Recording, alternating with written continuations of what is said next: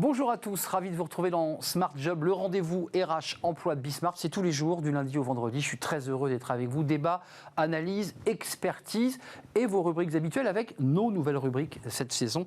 Bien dans son job. Aujourd'hui, on va parler de la valorisation du savoir-faire à la française des métiers d'art et une start-up, La Racine, est là pour faire des artisans d'art des entrepreneurs à part entière. On en parlera avec l'une des fondatrices de cette start-up. Smart et Réglo, un avocat, chaque semaine vient nous faire un éclairage, un focus juridique. Aujourd'hui, l'obligation de fidélité du salarié à l'égard de l'employeur. On fera le point avec une avocate. La pause café, aujourd'hui avec Eva Ben Saadi.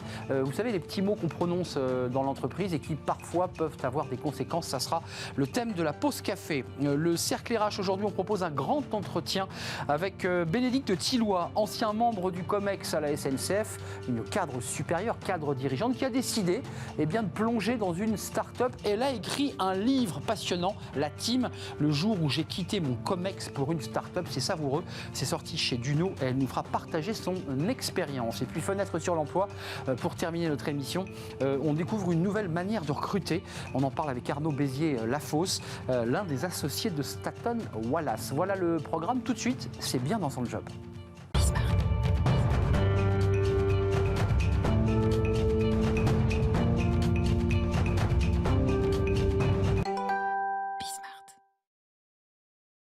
Bien dans son job, bien dans son entreprise, c'est parfois compliqué quand on est un petit entrepreneur de pouvoir régler, organiser la vie de son entreprise, surtout quand on travaille dans les métiers d'art, on est plus artiste qu'entrepreneur. On en parle avec Tiffaine Chouillet. Bonjour Tiffaine. Bonjour.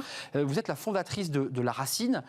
Avant de parler de ce programme destiné aux métiers d'art, parce qu'on parlera de tous ces métiers qui sont incroyables et qui évidemment valorisent la France dans le monde entier, c'est quoi La Racine exactement ? Alors La Racine, c'est un studio, on va dire, de design global qui a pour mission de pérenniser et de réinventer les savoir-faire français. Donc on accompagne notamment des entreprises manufacturières françaises, bien sûr, qui ont des savoir-faire qui nécessitent d'être renouvelés ou qui... On voit d'ailleurs des exemples, des entreprises que vous soutenez. Exactement. Là, on voit de la déco, on voit j'imagine, du textile, là. Oui, tout à fait.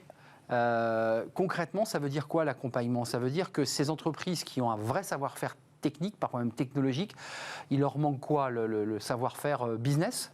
Alors, pour ces entreprises-là, nous les accompagnons notamment sur toutes les questions de design. Donc, c'est la création de nouveaux produits, la stratégie de marque, comment se renouveler aussi. Se positionner sur un marché ? Se positionner sur un marché ou sur un nouveau marché également quand on a envie d'ouvrir les horizons. Et c'est du coup cet accompagnement-là pour les grandes entreprises qui nous a amené aussi à constater que les petites ne pouvaient pas toujours avoir accès aux services d'une agence comme la nôtre et qu'il fallait trouver...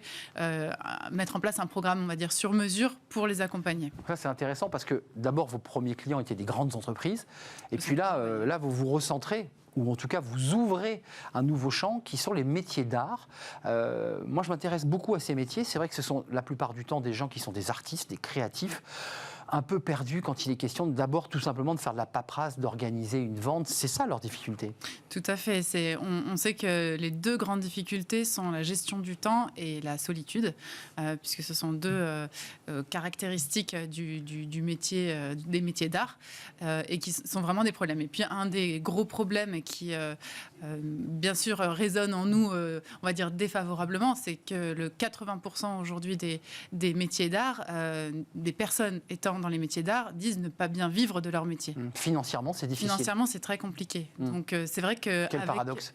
Exactement. Donc, en parallèle, bien sûr, de tout le travail que fait La Racine dans l'accompagnement des marques héritage françaises et qui est, bien sûr, notre cœur de métier, c'était important pour nous aussi de nous impliquer sur cette problématique-là. Et on l'a fait avec nos partenaires qui sont Matrice, l'école de formation, et Artisans d'avenir, qui est un réseau d'artisans d'art. C'est vrai que ces métiers d'art, c'est l'image de la France dans le monde, je le redis. C'est le luxe aussi à la française, c'est un savoir-faire à la française. Et certains de ces artisans, effectivement, claquent des dents ou parfois ferment leur entreprise. La formation, elle dure combien de temps et qu'est-ce qu'elle va leur permettre à ces artisans d'art ? Alors, c'est une formation qui s'étend sur 4 mois, avec du présentiel et du distanciel aussi. Et l'idée, c'est vraiment de leur permettre d'acquérir la posture de l'entrepreneur. C'est voilà. Facile ou pas facile quand même quand on est, je sais pas, on fait de la marqueterie, on fait des bijoux, on est maître vitrier, c'est compliqué? C'est pas forcément facile, c'est vrai. Mais alors, l'idée de cette formation, c'est aussi vraiment la communauté, puisque c'est l'idée d'avoir une promotion. Une promotion, donc la première est une promotion de 16 personnes, que des femmes. C'est non voulu, bien sûr. Mais hasard, voilà. Un hasard intéressant, parce que beaucoup d'artisanes, en tout cas. Et en classe, on est d'accord, il y a un côté présentiel, parce qu'il y a beaucoup de formations et d'entreprises qui nous parlent de distanciel. Là, on est quand même physiquement tous ensemble, il y a une communauté, on échange aussi. Exactement, c'était extrêmement important pour nous. Et on sait que c'est à quel point le concret est très important dans les métiers d'art. Et le fait de se voir, le fait de partager, le fait d'avoir des experts sur différents sujets est vraiment très important pour ces métiers-là. Mais de quoi elles ont besoin? Parce que là, vous avez peut-être déjà un petit retour d'expérience, les premières questions parfois un peu naïves posées par ces artisans d'art, ces artistes. Qu'est-ce qu'elles cherchent? De quoi elles ont besoin? Alors, on va dire qu'on a deux profils. On a les profils qui sont en création d'entreprise et ceux qui ont déjà parcouru quelques années et qui ont envie de se repositionner. De manière globale, ce qu'elles cherchent, c'est déjà d'être dans une posture peut-être un petit peu plus commerciale. Bien sûr. Et puis aussi d'avoir les bonnes méthodes, les bonnes techniques pour mettre en place une marque forte, développer une stratégie de marque. Exister sur le marché. Exactement. Avoir une stratégie de communication, tout simplement. Et aussi réussir à l'intégrer dans son quotidien. Puisque c'est facile de dire on va faire plein de choses en communication, on peut faire beaucoup de choses, mais il faut y passer un temps énorme et ils n'ont pas le temps de le faire. C'est pas forcément leur métier. Donc c'est aussi notre rôle de les aider à faire rentrer ces pratiques et de les accompagner, j'imagine, dans leur quotidien et de les accompagner autant en groupe qu'en individuel. Donc chaque artisane ici, pour cette première promotion, est suivie aussi individuellement. Une forme de coaching pour ensuite les continuer à les prendre par la main après la formation. Est-ce qu'il y a de la création d'entreprises dans ce secteur, ou est-ce que, comme je disais tout à l'heure, ils ont tellement de difficultés qu'ils ferment leur entreprise? Est-ce qu'il y a aujourd'hui des gens qui disent « je veux créer ma boîte, mon entreprise dans les métiers de l'art » Alors c'est un secteur qui est extrêmement dynamique aujourd'hui et parce que beaucoup de personnes reviennent justement au métier d'art, ont envie d'apprendre des métiers. Il y a beaucoup de formations dans ces différents métiers qui se créent, mais pas sur cette posture d'entrepreneur. C'est vrai que c'était un vrai manque sur le marché d'acquérir cette posture d'entrepreneur quand on est artisan d'art.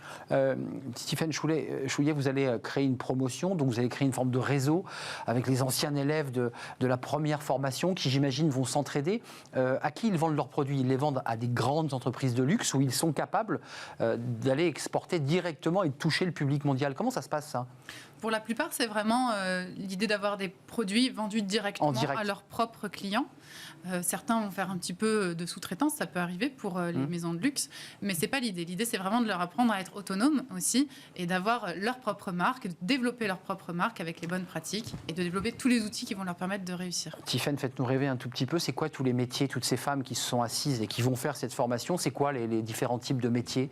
On a beaucoup de céramistes, on a des bijoutières énormément, des personnes dans le verre, des personnes dans le bois, beaucoup de métiers qui sont vraiment passionnants et qui sont en plus en plein renouveau. Détail pratique, concrètement, si un artisan ou le fils, le père d'un artisan d'art, artisane d'art, comme vous dites, se dit tiens, c'est intéressant, on peut encore s'inscrire, il y a de la place ou la promo est complète? Alors la promo est déjà en cours pour la première. Voilà. La deuxième promotion devrait avoir lieu en début d'année prochaine, donc on l'espère en janvier. Donc que ce soit sur le site de Matrice, sur le site d'Artisans d'Avenir ou même sur La Racine, on peut trouver des informations sur la prochaine session d'Impulsé. Donc le programme s'appelle Impulsé, exactement. Et sur les réseaux, on est assez présent également. C'est important, c'est un détail pratique. CPF, pas CPF, comment on la finance? Parce qu'il faut la financer. On peut le financer par le CPF. Donc c'est possible d'avoir aussi ce financement avec les heures, parce que certains étaient salariés. Exactement. Et peuvent bénéficier. Ça a de la valeur. Ça a de la valeur.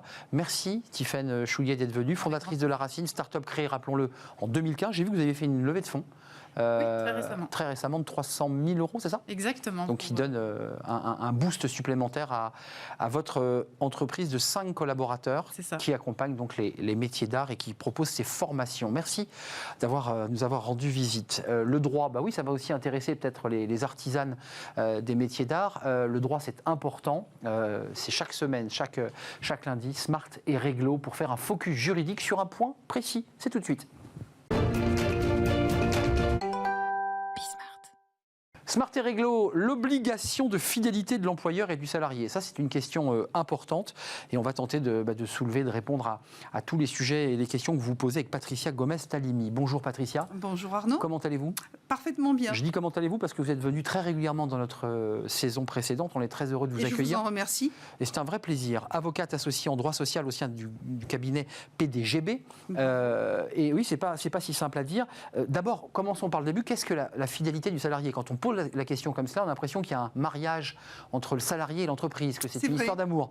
C'est vrai. Alors la fidélité, effectivement, est une notion qui fait référence étymologiquement à la foi, que l'on peut confondre aussi avec la loyauté, puisque la loyauté de même a des racines dans la chevalerie du Moyen-Âge pour tout ce qui est, pour retracer la fidélité jusqu'à la mort. Donc la fidélité du salarié, c'est de ne pas faire concurrence à son employeur pendant la vie du contrat de travail, c'est-à-dire ne pas travailler pour une société concurrente ou ne pas créer soi-même une entreprise qui ferait concurrence. C'est assez logique. Concrètement, quelles sont les difficultés ou les récompenses que le salarié peut bénéficier s'il est loyal et fidèle? Là, on peut dire les deux, ou c'est pas la même chose que... Alors, c'est pas tout à fait la même chose. Donc, parlons de fidélité. Oui, parce que la fidélité, c'est vraiment l'obligation de ne pas faire concurrence à son employeur. Donc, effectivement, ça peut se confondre, mais là, la fidélité est même inhérente à votre contrat de travail, même si vous n'avez pas une clause à l'intérieur de votre contrat qui mentionne que vous devez être fidèle à votre entreprise. Implicitement. Implicitement, c'est exactement ça. En revanche, le jour où le contrat de travail cesse, vous pouvez être infidèle. Et c'est comme pour un divorce. C'est pareil, étant précisé que là, on retrouve la loyauté, puisque postérieurement à la fin du contrat de travail, la fidélité peut se transformer en obligation de non-concurrence post-contractuelle. Il y a de la non-concurrence, on voit bien les métiers auxquels vous faites référence, c'est-à-dire qu'on a un fichier client, on a des informations confidentielles, je ne peux pas les réutiliser pour créer mon auto-entreprise et concurrencer mon entreprise. Mais si on a des mots désobligeants à l'égard de son entreprise, après la rupture, lorsque le contrat est clos, là on est aussi dans une rupture de loyauté? Alors là, vous avez... non. Je ne parlerai pas de loyauté. D'accord. Je parlerai simplement des principes essentiels de la vie, à savoir, vous devez, par exemple, ne pas vous livrer à des actes de parasitisme, quand bien même vous n'avez pas une clause de non-concurrence post-contractuelle, vous ne devez pas appeler les clients de votre ancien employeur en leur disant « moi, je me fais fort de vous fournir tel prix et de casser les prix ou de dire « mon ancien employeur était un escroc, moi, je vais faire en sorte que tout se passe extrêmement bien au meilleur prix. » Donc ça, effectivement, vous ne pouvez pas le faire, mais non pas au niveau par rapport à votre obligation de fidélité, puisqu'elle a expiré. Elle a expiré, nous sommes d'accord. Question intéressante, comment le salarié est récompensé justement de sa fidélité? Parce qu'on évoquait les cas où il n'était ni fidèle ni loyal, mais comment on le récompense, sa fidélité? Alors, vous avez déjà ce qu'on appelle la prime d'ancienneté, qui est assez fréquente dans les conventions collectives. Classique. Alors, il y a parfois des petites spécificités, notamment, par exemple, chez les journalistes. Tout à fait. Ou, par exemple, par rapport à d'autres secteurs, comme la formation professionnelle ou les cabinets d'avocats, où l'ancienneté, elle est récompensée tant par rapport à votre entreprise où vous êtes et vous faites carrière, que par rapport aux entreprises du même secteur professionnel. C'est-à-dire, si vous avez passé 10 ans, par exemple, dans des entreprises de presse, votre employeur actuel doit vous rémunérer par rapport à un pourcentage de votre sur salaire. Sur le global de la carrière. Exactement, tout à fait. Et pas uniquement sur la durée de présence dans la chaîne. Alors ensuite, vous avez la médaille du travail, par exemple. Alors, la médaille du travail... C'est une petite récompense quand même. Alors, il y a quand même 300 000 personnes par an qui reçoivent la médaille du travail. Il faut avoir au moins travaillé 20 ans. 20 ans. Et donc, vous avez différents grades. Et très souvent, l'employeur vous fait un cadeau. Exonéré d'impôts et de charges sociales. C'est quand même intéressant. Patricia, une prime Ouais. C'est souvent une petite Oui, prime. c'est vrai. Hein, une prime, parfois même pour des collaborateurs qui quittent l'entreprise. On remet la médaille et puis... Alors ça, effectivement, c'est ce qu'on appelle carrément une prime de fidélité. Donc ça existe. on l'appelle prime de fidélité. Ouais, absolument. Prime de fidélité sur votre bulletin de salaire. Alors, étant précisé que des employeurs ont beaucoup d'imagination, puisqu'ils ont pensé à confondre la fidélité et la rétention, par exemple, d'un bonus que vous devez percevoir à titre de rémunération variable. Donc, je vous donne un exemple. Vous travaillez en 2020, vous avez travaillé toute l'année, votre employeur vous dit c'est formidable, vous avez droit à un bonus, mais le bonus, vous ne pourrez le toucher que si vous restez au sein de l'entreprise pendant 1, 2, 3 ans. Donc, c'est ce qu'on appelle de la rétention bonus. Qui vous lie finalement. Qui vous lie. Et là où ça ne marche plus, c'est le jour où, évidemment, par exemple, vous êtes licencié et que là, vous dites, mais on fait les comptes. Parce mais moi, que, je veux toucher mon bonus. C'est vous qui ne m'êtes plus fidèle, donc moi, je veux toucher mon bonus. Alors, vous avez aussi ce qu'on appelle des stock options ou des actions gratuites qui sont assez fréquentes, notamment dans les grandes entreprises, pour vous récompenser. Sachez aussi que le jour où ça se passe mal et où votre employeur est infidèle, l'ancienneté que vous avez acquise va servir de base au Conseil de prud'homme pour déterminer les condamnations. On a basculé, Patricia, sur l'employeur infidèle, puisque le salarié a des droits et des devoirs, mais l'employeur en a aussi sur ce sujet. Oui. Qu'est-ce qu'un employeur infidèle? Alors, la fidélité, je citerai un journaliste d'ailleurs qui s'appelle Alphonse Karr, qui disait « La fidélité est une vertu dont on se dispense rarement pour les autres. » Donc, en clair, on est très exigeant. Et un employeur infidèle, c'est un employeur, par exemple, qui va se livrer ou, en tout cas, va être présumé se livrer ou c'est préposé à du harcèlement moral, à de l'isolement du salarié. Bref, se comporter de manière, et là on retrouve le terme, déloyale. Donc, c'est des fautes qu'il commettra. C'est la question que je vais vous poser. Dans le Code du travail que vous connaissez sur le bout des doigts, même s'il est très volumineux, le mot fidèle et infidélité est-il inscrit? Pas tout à fait. Pas tout à fait, c'est pas ce mot-là, c'est Non. le mot loyauté. C'est le mot loyauté. Loyauté. Et la fidélité, vous la trouverez dans les arrêts, donc dans la jurisprudence. Lorsqu'un salarié, effectivement, est licencié par rapport à sa violation de l'obligation inhérente. Mais, vous savez, vous pouvez également le retrouver lorsque l'employeur va être condamné à des indemnités pour licenciement abusif, parce qu'il y aura eu une résiliation judiciaire du contrat, parce que, non pas l'employeur n'aura pas été fidèle, c'est pas le terme, mais déloyal. Déloyal, c'est bien le mot. Merci Patricia Gomez-Talimi, soyez fidèle, et pas qu'en amour, soyez fidèle à votre entreprise, et réciproquement, vous, entrepreneurs chez l'entreprise, soyez vous aussi fidèle à l'égard, en tout cas loyal, puisque c'est le terme consacré, loyal à l'égard de vos collaborateurs. Merci. Merci beaucoup. À très bientôt de nous revoir.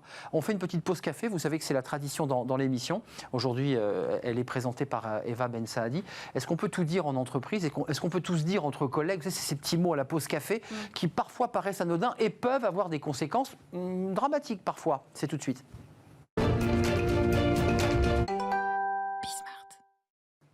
Retour avec Eva Ben Saadi. Bonjour Eva. Bonjour Arnaud. C'est notre pause café dans l'émission Smart Job. Et justement, alors là, ça tombe très bien parce que ce dont vous allez nous parler, c'est plutôt un moment qui se passe à la machine à café.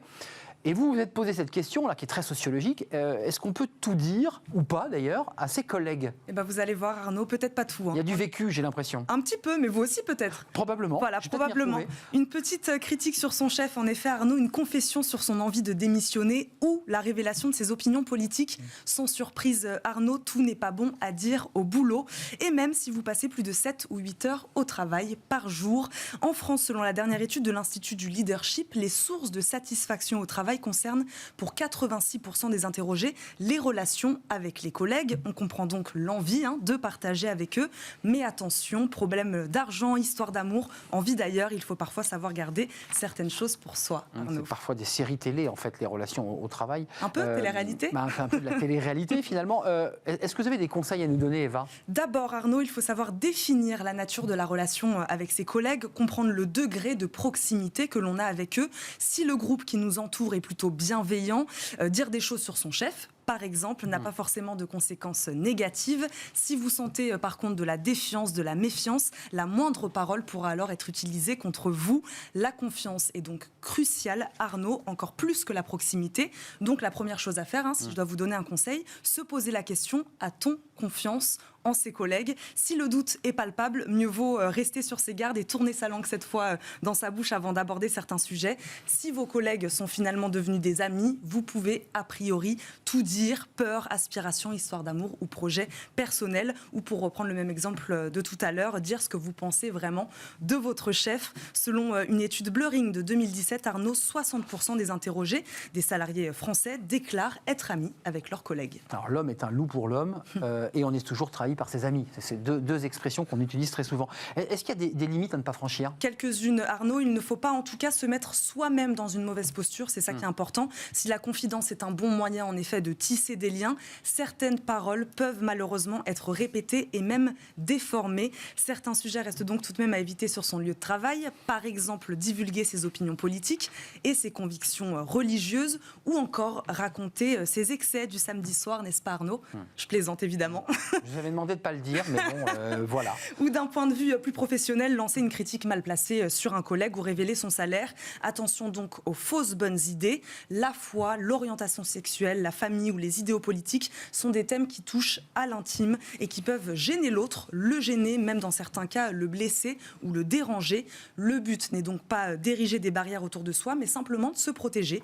Moins nous abordons de sujets personnels, moins nous risquons d'être attaqués ou stigmatisés. Il y a des sujets sensibles et tabous. Et justement, tiens, on va frôler la rubrique Smart et Réglo parce qu'il peut y avoir des enjeux juridiques à tout cela. Bien sûr, on va parler un peu juridique, Arnaud. Incontestablement, le salarié ne peut pas tout dire. En effet, en entreprise, les abus peuvent entraîner une mesure disciplinaire à l'égard du salarié, allant parfois jusqu'au licenciement pour faute grave sans indemnité ni préavis. Donc ça, c'est vraiment dans des cas très extrêmes. Qu'est-ce qui relève de l'abus? L'emploi de propos injurieux, par exemple, diffamatoires ou excessifs. La règle est de ne pas porter atteinte à l'entreprise, car un salarié a un devoir de loyauté. Vous en parliez juste avant. Exactement. Celui qui dénigre son employeur, l'actionnaire, la politique de l'entreprise ou même un collègue, il prend un risque, Arnaud. Et attention, que ce soit un déjeuner avec des clients, des collègues, une réunion dans les locaux de l'entreprise aussi, par exemple, un témoignage sur des forums ou sur des réseaux sociaux, la vigilance est de mise partout. Pour conclure, Arnaud, trouver le juste milieu entre les sujets qu'il est légitime d'aborder et les autres, ce n'est pas chose facile, vous l'aurez compris. Chercher à se questionner sur ce juste milieu, c'est déjà une grande partie du travail en tout cas. Prudence, tournez votre langue 7 fois dans votre bouche, avez-vous dit Eva. C'est ce que j'ai dit. Faut parler football peut-être, résultats sportifs, enfin des sujets qui ne blessent personne. Ça peut blesser. Oui, c'est vrai que quand on est plutôt PSG et qu'on aime Marseille, ça se passe pas très bien. C'est ça. Merci Eva pour cette pause café, très pause café en l'occurrence, parce que c'est exactement ce que l'on peut vivre à la pause café. Justement, on fait une courte pause et on se retrouve juste après pour notre débat qui est un grand entretien aujourd'hui avec Bénédicte Tilloy. C'est une femme au parcours assez incroyable. Elle a été membre du COMEX de la SNCF et elle a décidé, à plus de 50 ans, de plonger dans la vie d'une start-up. Alors, pas comme une journaliste, pas comme une ethnologue, mais véritablement comme une cadre de cette entreprise. Et c'est vrai que le choc a été terrible. Elle en a sorti un livre, La Team, le jour où j'ai quitté mon COMEX pour une start-up. C'est sorti chez Duno. Et elle va nous faire partager avec humour, vous verrez, c'est ce parcours qui parfois ressemblait à un parcours du combattant. C'est juste après cette pause qu'on retrouve Bénédicte Tilloy.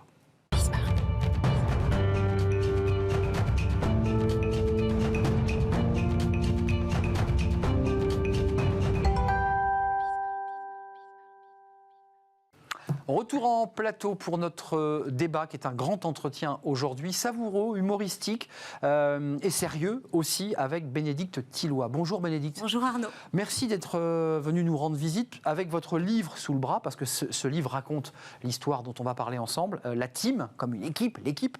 Le jour où j'ai quitté mon COMEX pour une start-up, ça sort et c'est sorti chez Duno. On va parler de ce livre évidemment longuement. Ce livre raconte l'histoire d'une femme qui a 55 ans, c'est vous, qui est membre du COMEX, qui a dirigé Transilien, qui a eu des fonctions importantes au sein d'une entreprise mondialement connue, et qui à 55 ans bascule. D'abord, avant de rentrer dans le livre, qu'est-ce qui fait qu'à un moment donné, vous avez eu envie de changer de vie? Parce que c'est réellement un changement de vie que vous avez opéré. Oui, c'est un très très grand changement de vie. D'abord, je pense que j'en avais sans doute envie de manière un peu larvée, mais je ne l'avais pas vraiment conscientisé. Et puis, vous savez, quand on fait partie d'une équipe de direction, un COMEX, il peut arriver qu'il y ait des vicissitudes. C'est-à-dire, il y a un patron qui arrive et qui décide, en fait, de vous débarquer ou de vous faire comprendre que vous avez été formidable, mais que peut-être que dans une... L'heure est venue. L'heure est venue. Alors, on ne vous vire pas dans ces conditions-là, surtout dans une grande boîte comme la SNCF, mais on vous confie des missions extrêmement importante, tellement importante que vous dites que ça ne va pas le faire. Et que, enfin, moi, en tout cas, je me disais, je vais perdre mon enthousiasme, mon énergie. J'ai toujours été quelqu'un qui adorait se lever le matin pour son job et j'ai pas envie d'être amère. Donc, je me suis dit, il vaut mieux que je me tire.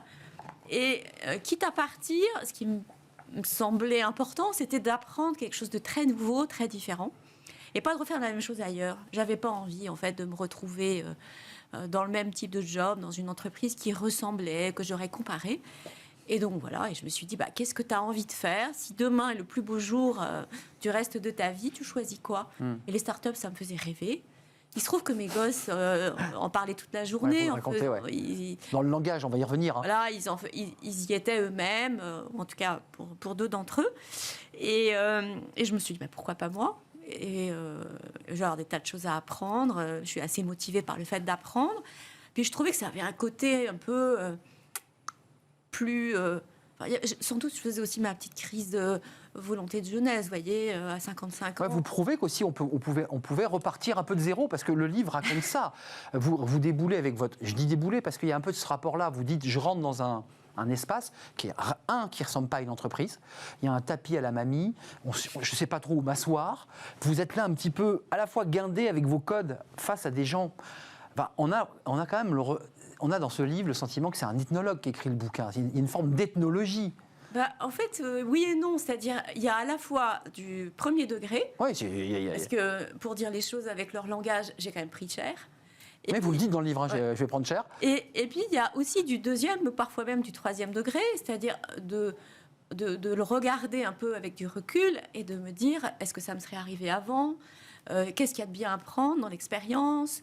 Est-ce que, notamment sur les questions de management, les questions de formation, la question des talents, tous ces sujets, finalement, que j'avais eu l'occasion de rencontrer en étant grand chef dans une grande entreprise publique, je les ai redécouverts en étant petit collaborateur dans une toute petite start-up en croissance. Et c'est pas inintéressant, franchement. Mais ça vous a passionné parce que d'abord, petit à petit, vous vous êtes immergé, vous avez observé. Au départ, quand même, épisode 2, page 18, je trouve ça très drôle, c'est la première phrase. Ils font, ça le font. Il y a des personnages, il y a René, il y a Marcel, c'est écrit comme un roman, hein.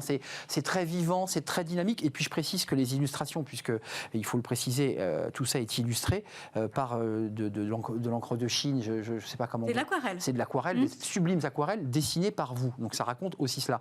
Quelqu'un peut me dire où est le départ courrier? Enfin, vous arrivez avec vos habitus de grosses boîtes. Vous aviez l'habitude de donner le courrier à une collaboratrice, peut-être à la banette courrier.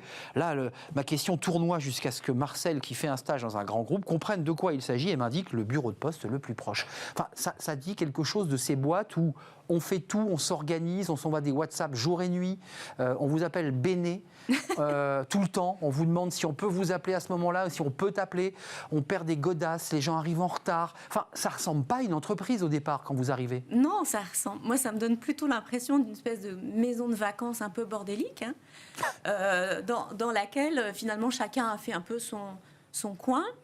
Et c'est un mélange de très grand enthousiasme, et ça m'a beaucoup marqué. J'ai trouvé que c'était vraiment un bain de jouvence de pouvoir travailler avec des gens aussi enthousiastes, mais qui avaient un rapport à la... comment dire, je ne sais pas si c'est à la discipline ou en tout cas à la rigueur, qui était un peu contestable. Hein. Alors, il y a sans doute le côté de la génération des millennials. Ça, c'est un choc de culture, millennials contre... Évidemment, la question d'arriver à l'heure. En plus, quand on vient de la SNCF et que ces sujets, en fait, on fait partie de votre quotidien. Sensible à la SNCF, même s'ils n'arrivent pas toujours à l'heure. Oui, bien sûr. Mais de temps en temps. Mais quand même. C'est dans la culture de la boîte. Absolument. Et quand on est dirigeant, particulièrement. Là, c'est vrai que...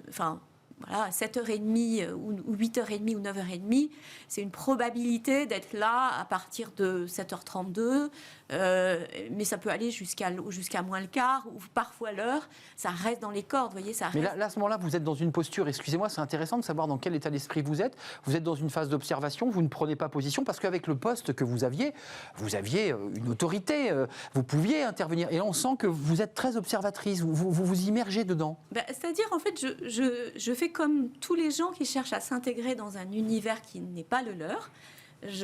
J'apprends les codes avant de l'ouvrir, voilà, pour faire les choses. Mais il y a un moment donné, quand même, quand vous arrivez, c'est pas dit aussi clairement dans le livre, mais est-ce que vous vous êtes dit, je ne vais pas y arriver, Bénédicte? Tout le monde est très sympa, ça a l'air très fun, il y a plein de mots jargonnés, mais je ne vais pas y arriver, c'est pas ma culture. Oui, je me suis dit ça. Je me suis dit ça notamment sur l'utilisation des outils. J'ai dû acheter mon Mac moi-même, c'est-à-dire on ne me fournissait pas mon ordinateur, je suis allée l'acheter. La première demi-journée, je ne savais pas m'en servir, j'avais des gens autour de moi auxquels je n'osais même pas poser la question, parce que je me suis dit, si je leur demande, ils vont se dire, non mais elle est encore plus godiche qu'on pouvait s'attendre. Par rapport au titre que vous aviez, c'est-à-dire... Absolument. Et puis finalement, je me suis rendu compte d'une chose, c'est que... Quand vous êtes dans une grande boîte, au début, vous ne faites pas vous-même. Ensuite, ce sont les autres qui font à votre place. Et quand vous êtes membre de la direction générale, vous ne savez même plus si les ordres que vous donnez, comment ils sont exécutés et comment les choses se passent. Et donc, vous perdez le fil, finalement, et la relation avec le quotidien. Et vous ne vous apercevez plus, de la manière dont les choses sont faites. Et vous ne prenez pas conscience qu'en fait, les choses... le quotidien change. Et je me Donc, suis excusez-moi, retrouvée... coupé du monde par des postes aussi élevés, on s'éloigne doucement des réalités du monde. Oui, et quand bien même on s'en défend, c'est-à-dire on peut avoir envie, comme c'était mon cas, de passer du temps sur le terrain, mais il y a toujours cette distance, et puis toujours ce risque d'être pris pour la reine d'Angleterre qui vient faire sa tournée, vous voyez, donc Mais pris au piège des deux côtés, finalement. Exactement. Et là, j'ai donc... j'ai fait...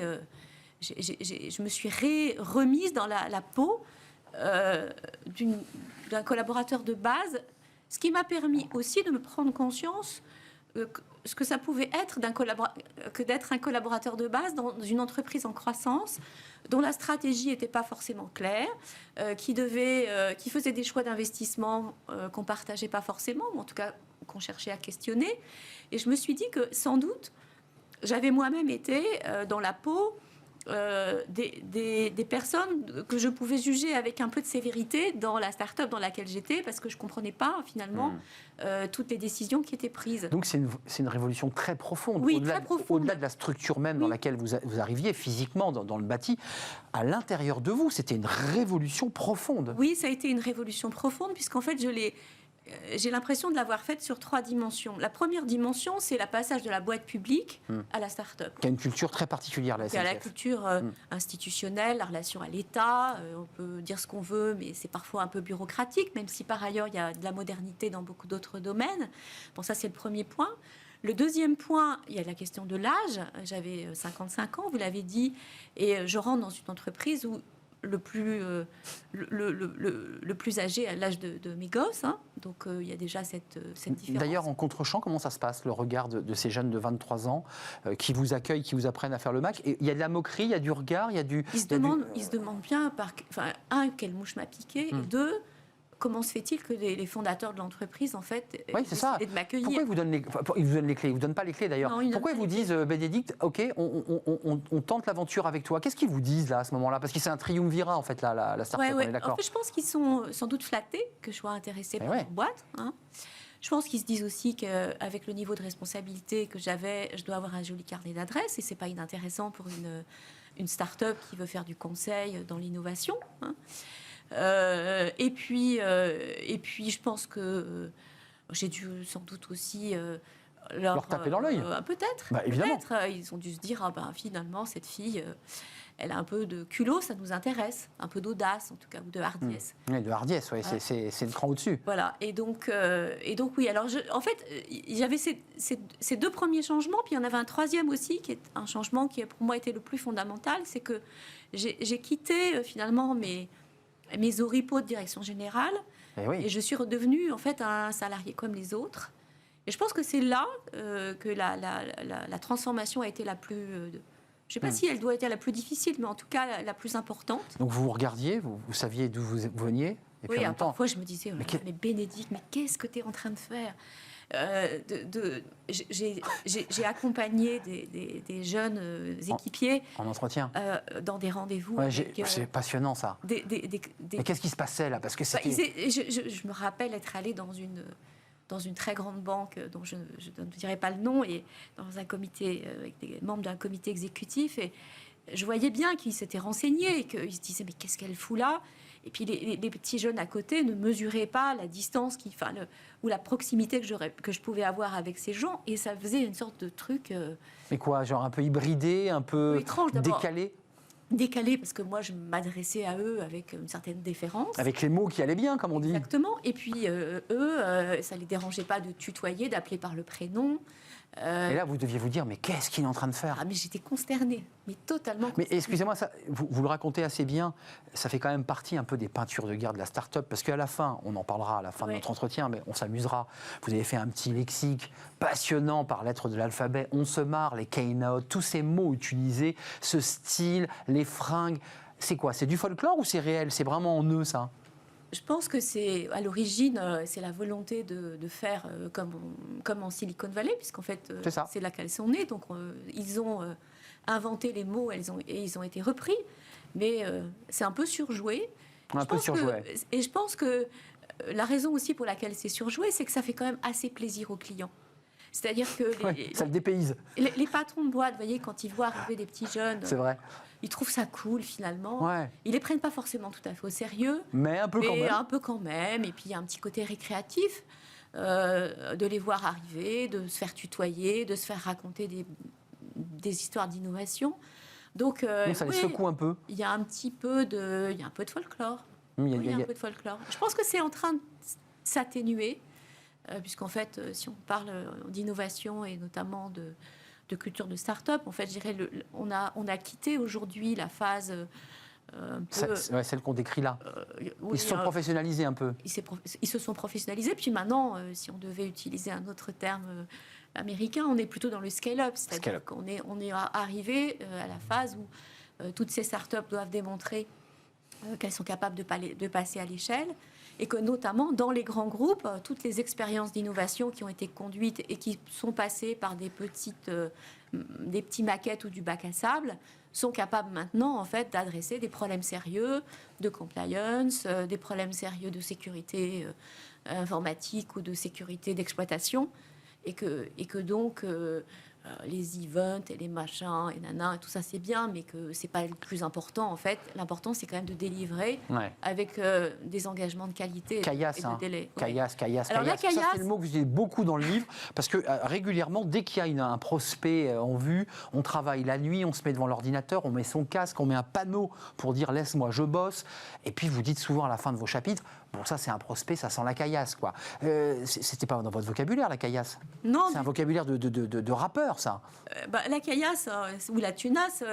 Ouais, c'est ça. C'est l'idée qu'une start-up, si elle fait pas rentrer d'argent, elle est assez vite condamnée.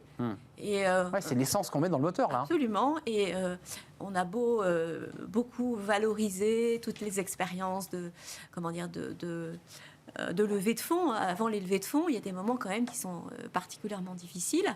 Et donc, il faut que l'argent sorte. Et pour que l'argent sorte, il faut qu'il rentre.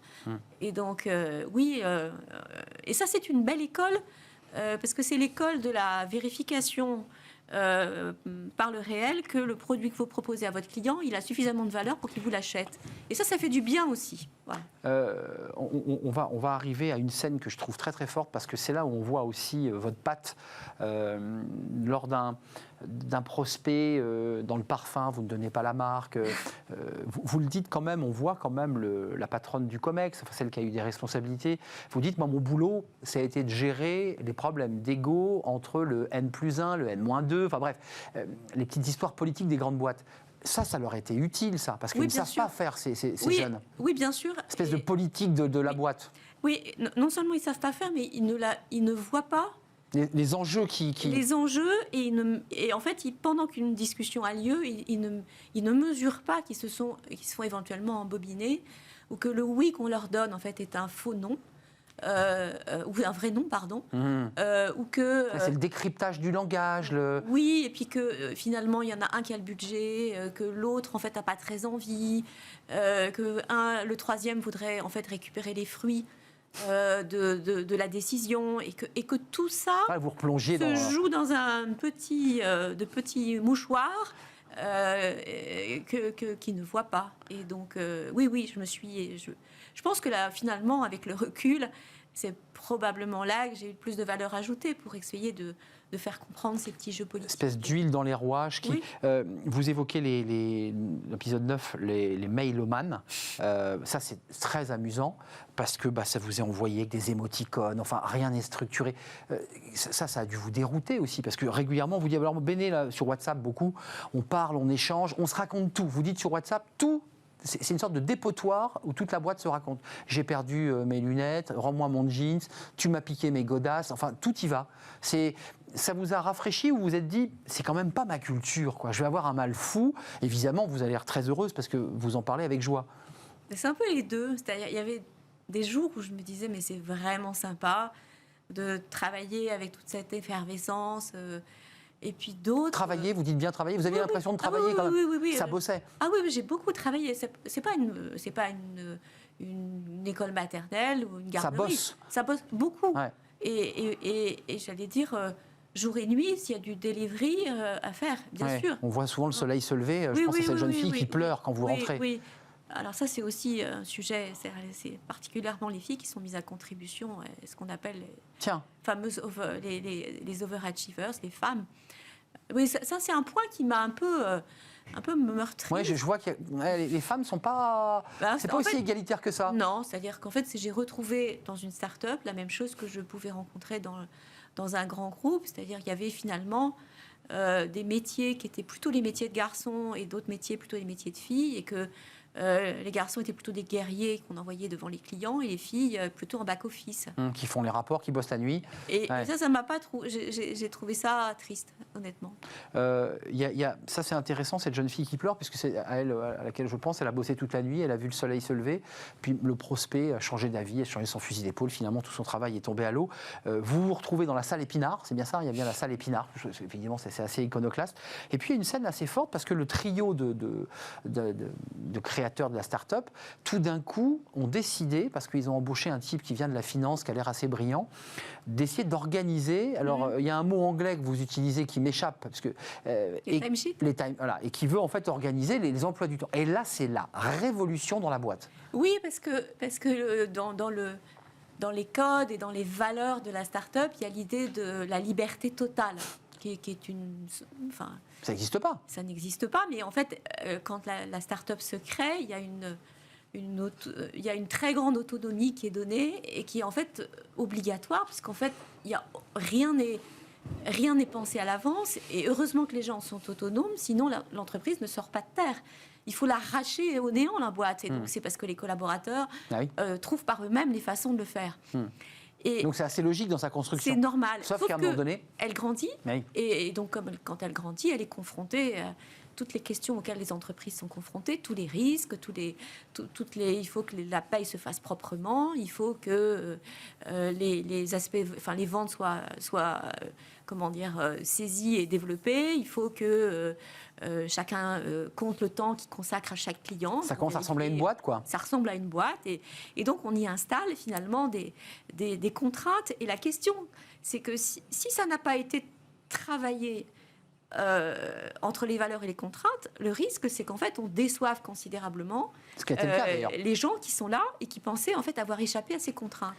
Et je pense que c'est un des enjeux de croissance de ces jeunes entreprises, c'est de ne pas renier leurs valeurs, parce que c'est très important, et c'est ça qui a fait... Ce qui les a construits. Il les a construits, et en même temps de se préparer à adresser des questions sérieuses et difficiles, qui sont les questions auxquelles toutes les entreprises sont confrontées. Et c'est pour ça que moi, j'étais vraiment très intéressée de travailler d'ailleurs sur ce sujet en particulier. C'est dans les valeurs qu'on se crée, et comment fait-on pour qu'elles résistent à toutes les contraintes en fait, par lesquelles on va les faire passer. Évidemment. Et certaines d'entre elles ne sont pas compatibles avec une culture d'entreprise. La liberté totale n'est pas une solution. Mais vous savez, dans la liberté, dans cet incubateur, on pouvait prendre autant de vacances qu'on voulait. Donc la question du Et nombre... vous en avez pris beaucoup ? Non. Non, parce que c'est vrai qu'on a eu pas mal d'invités sur ce plateau qui nous expliquent que leur modèle, c'est ça, et ils s'aperçoivent en fait que les salariés n'en prennent pas autant que ça et ne tirent pas sur la corde. Parce qu'il y a une pression sociale. C'est ça, il y a le groupe, quoi. Ouais, et la pression sociale peut être pire, en fait, que les règles. Et ça, je pense que c'est un des sujets dont j'ai sans doute plus pris conscience encore que lorsque j'étais à la SNCF, puisque à la SNCF, il me semblait que tout ça avait finalement étouffé, toutes ces règles, avait étouffé l'innovation, l'autonomie des gens. C'est le vrai sujet. L'envie de s'engager. Et sauf que quand elles n'existent plus et qu'elles sont laissées au consensus collectif, en fait, ça génère, c'est la loi de la jungle en réalité. Ils ont réussi à le mettre en place, ils ont quand même eu une gestation. Forcément, c'est nécessaire. C'est obligatoire. Avant qu'on s'amuse un tout petit peu, parce qu'il y a tous les mots, et je redis que vos illustrations sont très belles et très réussies, ces aquarelles, il y a une partie sur la mythologie de l'entrepreneuriat. On en est où là aujourd'hui ? Vous l'évoquiez dans cette espèce d'histoire, il y a eu cette espèce de vague des startups en 2000, des millions d'euros de levée de fonds qui faisaient pchit parfois et qui étaient dépensés en 2 ans. Est-ce qu'on est arrivé à une phase de maturité de ces startups ? Et vous l'évoquiez, une nouvelle étape finalement de la startup qui ressemble de plus en plus à une entreprise ou pas ? Je pense qu'il y a 2 types enfin, il y a la startup qui invente sur son marché et qui en fait part de zéro comment dire, on a de belles réussites françaises et elles sont forcément, toutes ces boîtes-là, elles se sont confrontées, j'allais dire, à toutes les caractéristiques des entreprises. Mais il y a beaucoup de petites bricoles qui ont été imaginées dans les incubateurs parce que l'argent était facile. Qu'il faut se le dire aussi, Pôle emploi permet ce genre. L'argent coulait à flot. Permet en fait d'essayer des trucs qui servent pas forcément à grand chose. Je ne sais pas si on en a moins aujourd'hui, mais en tout cas les entreprises sont plus méfiantes et celles qui sont clients de ces startups plus sélectifs. Ouais. Je ne voulais pas demander, ça tombe sous le sens. Vous êtes toujours dans l'entreprise Non, alors parce que c'est important de se le dire. Donc vous avez un peu fait du journalisme ethnologique là.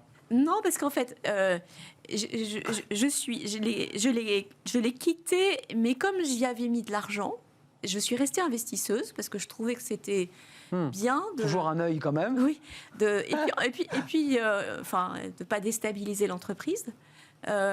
Et j'ai créé moi-même 2 entreprises après être passée par cet incubateur. Mais traversée par cette expérience, ça vous a donné. Sûr. Je pense que l'expérience vous a donné envie de créer derrière. J'ai eu envie cette fois-ci de créer. Alors j'en ai co-créé 2. Les vôtres ? Les miennes. Donc une qui est plutôt dans le conseil aux dirigeants, qui peut-être s'apparente davantage dans les métiers que j'exerce à ce que je faisais avant dans ma grande entreprise, et une qui est cette fois-ci dans la tech et qui propose des solutions de knowledge management pour des équipes de terrain, notamment dans l'univers de l'industrie.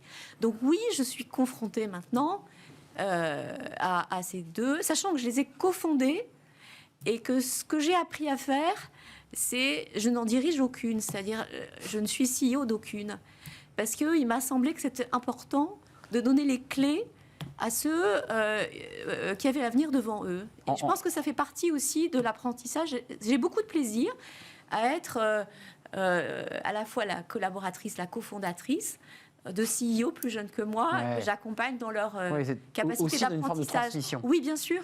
J'ose pas vous appeler Béné, dans tout le livre on vous appelle Béné, mais Bénédicte Thilloy, en quelques mots, parce que j'aimerais qu'on prenne quelques petits mots originaux, comme K pour Keynote notamment, mais qu'est-ce que ça vous a apporté tout cela au final ? Quand vous vous regardez, vous dites, est-ce que ça vous a transformé finalement ? Oui, ça m'a transformé, ça m'a rendu sans doute plus simple.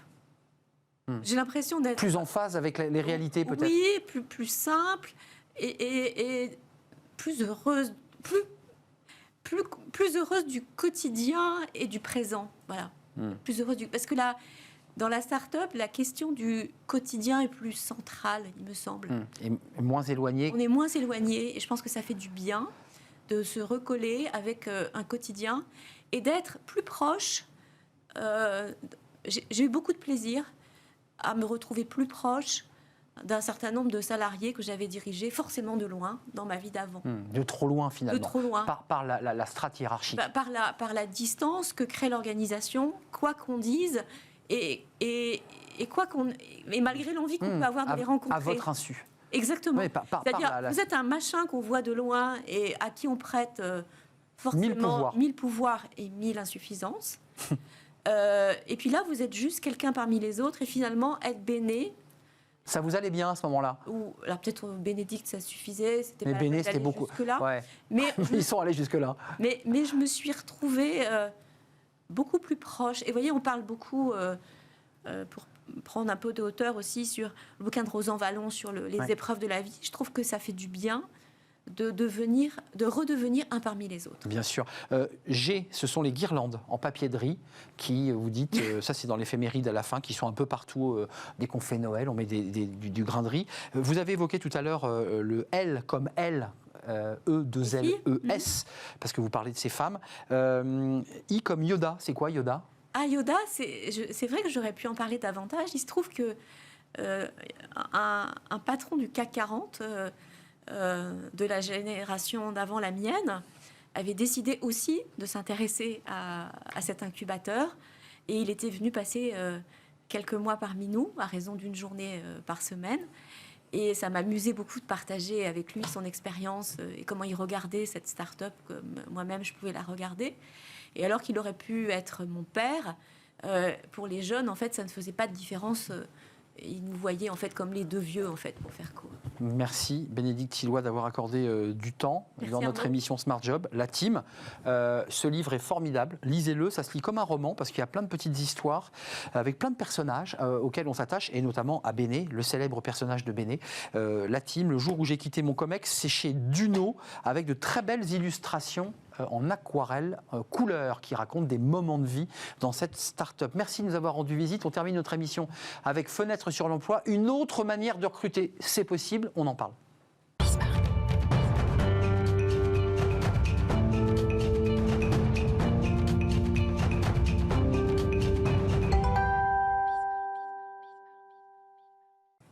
Fenêtre sur l'emploi pour parler recrutement. Une autre manière de recruter, on en parle avec Arnaud Béziers-Lafosse. Bonjour Arnaud. Bonjour Arnaud. Oui, c'est très étrange, il y a un effet miroir. Associé fondateur de Staton Wallace, et comme son nom l'indique pas, ce sont des fondateurs français qui ont donné un nom très américain. C'est un nom très original. Ça vient d'où comment est né ce nom Staton Wallace, qui sonne très bien d'ailleurs? Alors ce nom est venu en fait d'une réunion entre associés au départ. On ne voulait surtout pas donner de nom français. Oui. On avait tout de suite la volonté d'avoir une ambition internationale et on s'est dit on va choisir deux mots anglo-saxons et on fera un vote. Et donc on a mis une colonne à gauche, une colonne à droite. On a relié ces deux mots et on a choisi Staton Wallace, qui a permis en fait très rapidement de nous faire connaître et surtout de faire croire à certaines personnes qu'on existait depuis des années. Donc c'était assez amusant de pouvoir raconter que c'était une création de 2001 et tout le monde était persuadé que ça avait 10 ans ou 15 ans d'existence. Oui, sauf que vous êtes créé en 2001, donc vous avez maintenant 20 ans, votre entreprise a 20 ans, donc elle est entrée dans l'âge adulte. En quoi vous êtes différente dans votre manière de recruter? Puis on parlera de la période Covid qui, j'imagine, a transformé les organisations. Comment ça marche chez vous? Comment vous faites? Alors je pense qu'il y a deux périodes. Effectivement, le fait de dire qu'on est en âge adulte, en âge adulte, on est en crise de la quarantaine, il y a à peu près 10 ans, et on se pose une question sur le sens. Donc on était dans une notion de volume, de faire du chiffre, d'avoir des grosses équipes, d'avoir des grands bureaux, d'avoir plein de clients. Et à 40 ans, la crise arrive, on se pose des questions, on se remet un peu dans une situation de changement, de transformation. Et on réduit quoi? La voilure? On affine? Alors en fait, on voulait voir la façon d'approcher, d'aborder les candidats différemment. Et on s'est rendu compte qu'il y avait quand même toujours un rapport de force entre le client et le candidat, qui n'était pas peu équilibré. Et on s'est dit comment on peut revisiter l'entretien. Et d'ailleurs, tous les associés sont formés, soit sur des formations de coaching individuelles ou collectives, soit sur des formations de psychothérapeutes, pour avoir une approche totalement différente. Donc plus empathique, plus dans les soft skills. On n'en parlait pas trop à l'époque. Là, c'est très à la mode, mais il y a quelques années, on n'en parlait pas du tout. On n'en parlait pas de soft skills, on parlait de performance, on parlait de bons candidats, d'urgence, mais pas du tout soft skills. Donc nous, on a expliqué à nos candidats qu'il était intéressant de se poser les bonnes questions et travailler sur le sens. Donc on a créé un peu un triptyque, ce qui est le sens, plaisir et performance, qui vont bien ensemble, et d'avoir cette quête de sens. Mais c'est-à-dire qu'il y a une forme d'éducation aussi vers vos clients sur les soft skills. Il faut quand même aussi leur dire, ce candidat, pour le dire simplement, il n'a peut-être pas tous les diplômes que vous recherchez, mais je peux vous dire qu'il a les soft skills qui vont bien. Comment ça se passe dans cette relation au client? Je ne parle pas avec le candidat. C'est une relation qui est d'abord de confiance, parce qu'un client, il faut avoir une certaine expérience avec le client pour pouvoir se permettre de lui dire bien attention. Sûr. Oui. Ça ne se fait pas au bout de 6 mois, non, ça. Non. Oui. Et j'ai d'ailleurs une anecdote avec un client, un président d'un grand groupe de médias qui avait choisi son candidat et qui me dit à un moment, mais c'est cette personne que je veux. Puis je me rends compte que finalement, cette personne n'était pas vraiment adaptée et que l'autre était mieux. Enfin, mieux. En tout cas, répondait plus aux attentes du client. Sauf que ce n'était pas le choix du président. C'était pas le choix du président, qui était quelqu'un de très directif. Et puis donc, grâce justement à ces aspects soft skills, à la connaissance des croyances, des valeurs, de l'ADN du client, j'ai réussi à retourner finalement ce client. Et il a choisi l'autre finalement. L'autre candidat. D'accord. Et ça a été compliqué. Et c'est là où je me suis dit finalement, on a quand même nous aussi un rôle. On n'est pas que du push. On n'apporte pas que des candidats. On a quand même un rôle de marketer, de parler du candidat, Ouais, puis de d'amener sa un peu de dimension. Psychologie aussi, un peu d'humain, quoi. Et d'apporter le côté humaniste. Là, le Covid, donc on voit qu'il y a une sorte de crise de croissance, aussi une remise en question. Finalement, vous êtes un peu asséché pour transformer. Qu'est-ce que ça a transformé chez vous, chez Staton Wallace, mais aussi chez les entreprises? Comment ça se passe, cette période Covid, puisqu'on en sort doucement, puisque la reprise est là? Alors c'est une bonne question. Sur la reprise, je vais y revenir après, mais sur l'aspect Covid, déjà nous on avait eu des notions, quelques fuites sur les changements et transformations du travail dans l'entreprise. Donc on a commencé tout de suite à pouvoir s'équiper et à travailler à distance. Ça c'était important, c'était en décembre, janvier, donc avant les confinements.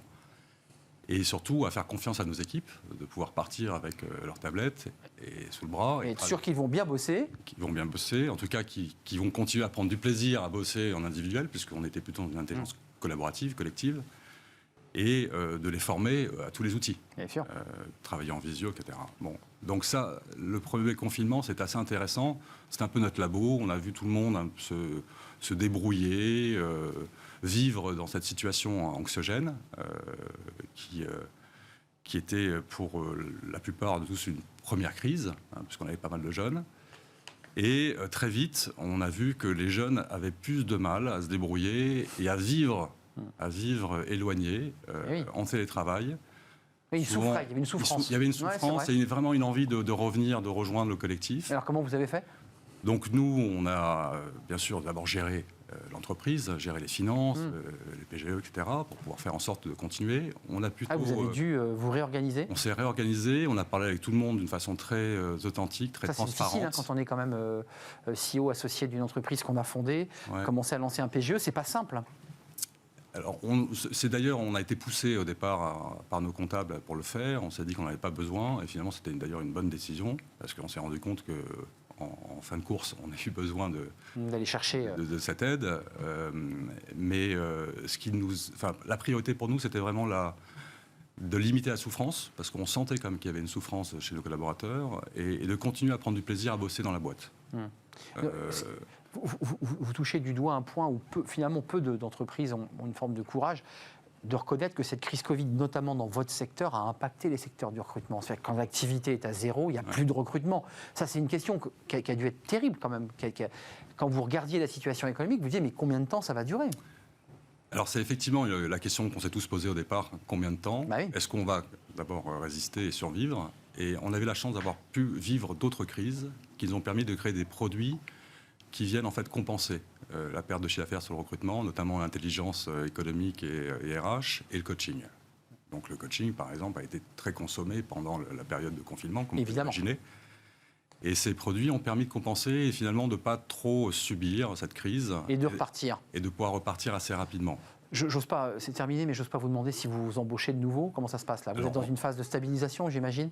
On embauche. En fait, le problème, c'est que ces confinements 1, 2, 3 nous ont fait perdre des collaborateurs qui ont fait des choix, qui sont partis, qui ont quitté l'entreprise pour aller faire d'autres choses en termes de métier ou alors vivre dans une région. Et c'est vrai qu'aujourd'hui, on est en plein recrutement. On a du mal à recruter parce que c'est assez compliqué. Mais on est en pleine embauche. Il y a des embauches. Stanton Wallace. Il faut bien le dire, à la Texane, puisque je crois qu'il existe, cet homme, il est texan. C'était le hasard d'ailleurs total.